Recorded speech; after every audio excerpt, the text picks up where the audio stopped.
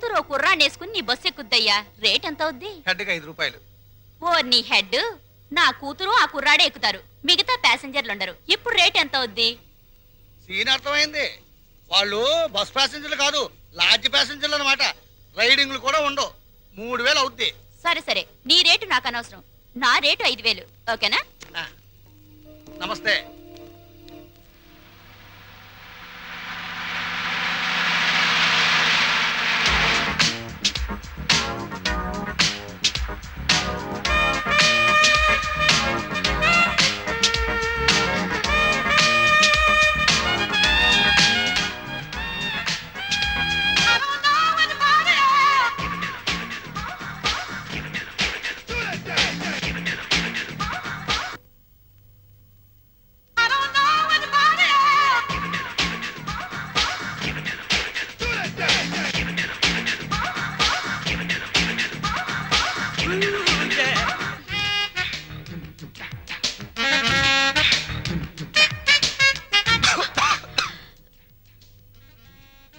ఏంటిది?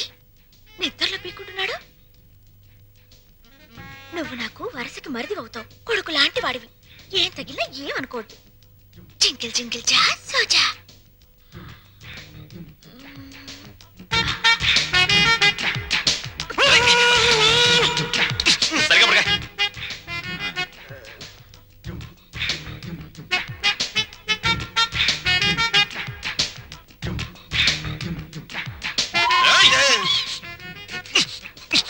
సరిగ్గా పడుకోలేవా?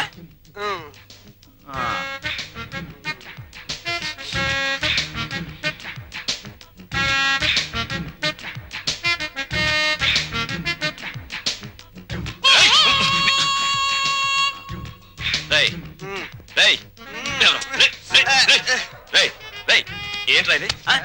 ఏంటిది? Red line. Line, red line కదా? నీ బార్డర్ అదే కదా?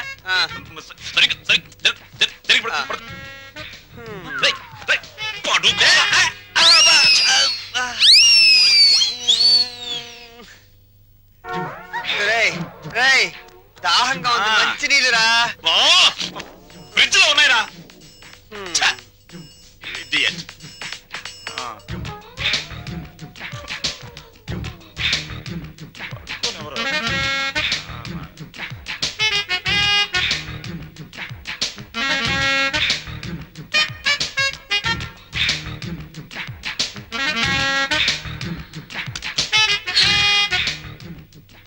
జింగిల్ జింగిల్ జా.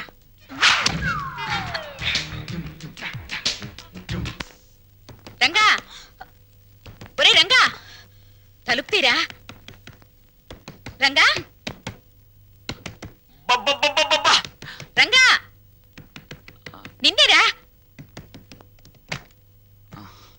ఏమిట్రా తలుపేసుకున్నావు? వీడు బయటకు వెళ్ళడం తెలుసు. అది వరస.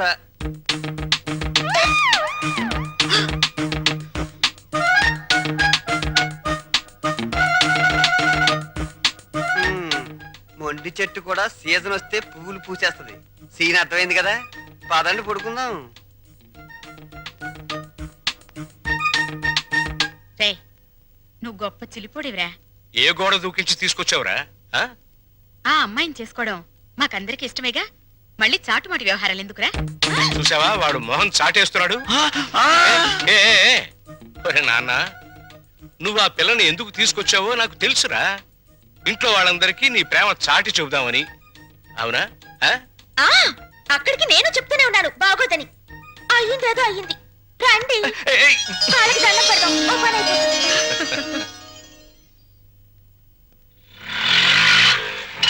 ఇక్కడ ఆపే.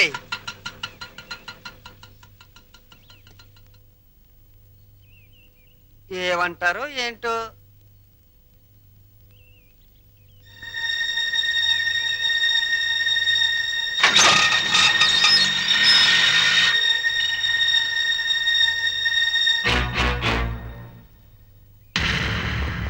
ఇక్కడ సీను మొత్తం నీదే. కాస్త రుకోలా ఉంది, పద.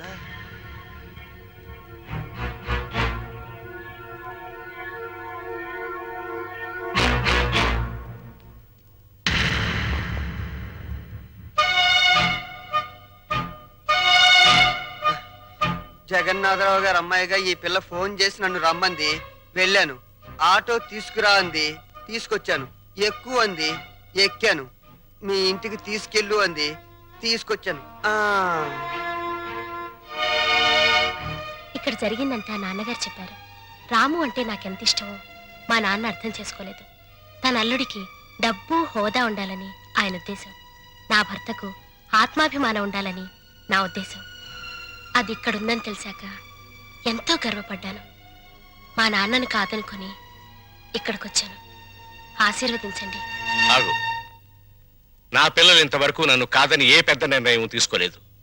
అందువల్ల నిన్ను దీవించే ధైర్యం నాకు లేదు. వద్దమ్మా, వద్దు. ఈ నమస్కారాలొద్దు. అబ్బా, ప్రపంచ బ్యాంక్ లాంటి నాన్న, రిజర్వ్ బ్యాంక్ లాంటి అమ్మ, బంగారు గనుల్లాంటి మేమున్నామని నిన్నని ఈ రోజు బంగారు గుడ్లు పెడుతుందనో బాతును తీసుకొస్తే ఆశీర్వదించలేండి నాన్న. చూడమ్మా, వీళ్ళిద్దరి తర్వాత ఈ ఇంటికి నేనే పెద్దని. నేను ఆశీర్వదించనా? మీరు మూర్ఖులని మీ తమ్ముడు అభిప్రాయం. చా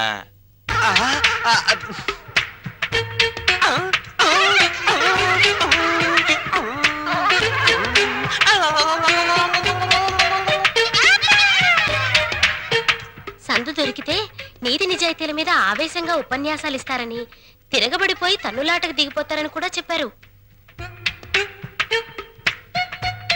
నా గురించి కూడా ఏదైనా బ్యాడ్ గా చెప్పాడా? ఈ ఇంట్లో మీకంత సీన్ లేదన్నారు. నా గాలి తీకే నేనేదో ఒకటి మాట్లాడాలని ఈ ఏదో ఒకడు వాగాను. ఆగు. మమ్మల్ని నమ్మించి ఈ ఇంట్లో ప్రవేశించి మా వాణ్ణి మీ ఇంటికి లాక్కుపోతే? బంగారానికి గీట్రాయి ఉంటుంది. అది ఒకసారి బంగారం అని తేలాక మళ్ళీ ఇత్తడిగా మారే ఆస్కారం ఉండదు. మీరు కొన్నాళ్ల పాటు గీట్రాలుగానే ఉండండి. నాకు పెళ్లి కూడా అక్కర్లేదు. నేను ఇత్తడి కాదు అని తేల్చుకున్నాకే మీ కోడలుగా స్వీకరించండి. చూడమ్మాయి, మీ నాన్నగారికి నీ మీద ఎంత ప్రేమో ఆయన ఇంటికి వచ్చినప్పుడే అర్థమైందమ్మా.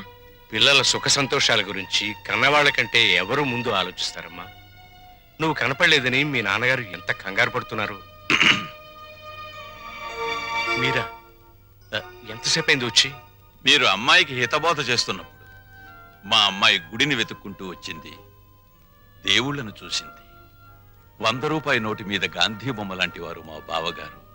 లక్ష్మీదేవికి కేర్ ఆఫ్ అడ్రస్ మా చెల్లెమ్మ. మా అమ్మాయి ఎంతో అదృష్టవంతురాలు. నా తల్లి ఈ ఇంట్లోనే ఒక తల్లి, తాతమ్మ కూడా కావాలని నా ఆశ.